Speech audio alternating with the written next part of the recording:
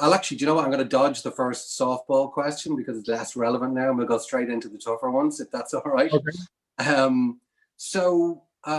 In terms of the companies you worked in, so moving from Heineken through Red Bull into Diageo, you know, arguably three of the most disruptive and dominant, iconic companies within their categories globally. You know, if you had to pinpoint one element or one process or one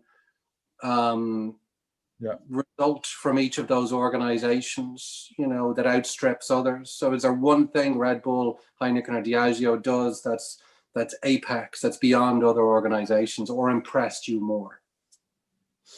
Yeah, it's different because also, of course, I was in different stages of my career in different companies, but there's definitely something, there's similarities, but there's also very much differences. So if I would pick one thing from each company, one thing that I really admired and appreciated from Heineken was one thing that's in their blood is their entrepreneurial spirit within a family organization. And that entrepreneurial spirit, when I joined them, was very much represented by, they had an export division, and that was basically the heart of the business.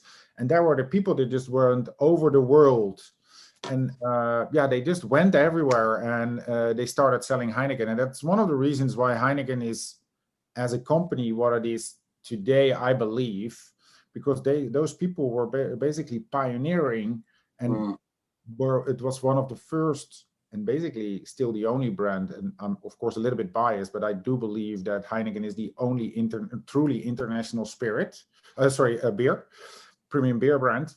And that comes from that. And you see that in the different things they do, that is still very much one of their core values and core DNAs. And that also, when I created my career in Heineken, that allowed you for some freedom to create your own career and follow your own path. You don't have to always follow the predetermined path that you have to do. Then I stepped to Red Bull, and I think in Red Bull, what I really appreciated was the feel of a startup. They made that feel of a startup, but it was just full of energy, but they combined that with a very much, and I think it's a very much underappreciated skill, which is what I would call modern marketing. I think they are the people that first started with much more purpose-driven marketing and approaching marketing by really adding value to the consumer's life, but also using marketing to add value to the product. But they have brought that further. I think what I also appreciated of Red Bull was that it has this image of being rebellious, and definitely it has that as a startup feeling, but still as a company, there is also a lot of things that they have really well organized and are really well structured. So if I look at the way they do marketing, it is really well structured, and there's a really clear idea behind it that is really guarded from Austria. Isn't that always the goal, though, with these sort of brands, is to retain that edgy, less corporate sort of an image of more of an edgy sort of brand, but still drive incremental volume? You know, it's super difficult to do, but they've still managed to do it. Yeah, that's not completely what I mean, because yes, they have. So the interesting is they have managed that edgy feel to the brand and being on that one, but the brand is very well controlled and managed from Austria. So what you would not expect, at least when I joined Red Bull, what I would not expect is how strictly that is managed from Austria. So to give you an example, all the POS material, so everything that is branded, is not locally created. That's centrally created to make sure that the image of the brand is the same. They do not allow anybody to walk with the full Red Bull logo on their shirt unless it is what they call an athlete or somebody that is representing really the brand values, even internal people not. So they're very strict. But on the other hand, what I'm very impressed of was, I think Red Bull is probably the organization that has the best grasp of the on-premise. They are the best on how to activate the on-premise, and I include in that events.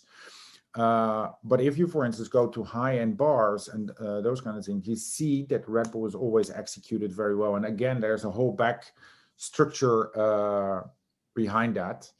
So that they do very good. And then otherwise, and I really came to appreciate that, if you look in the United States, Red Bull, the way they do trade marketing, how advanced they are on that, and that is basically even more than the brand itself. That is the growth engine, I believe, of Red Bull in the US.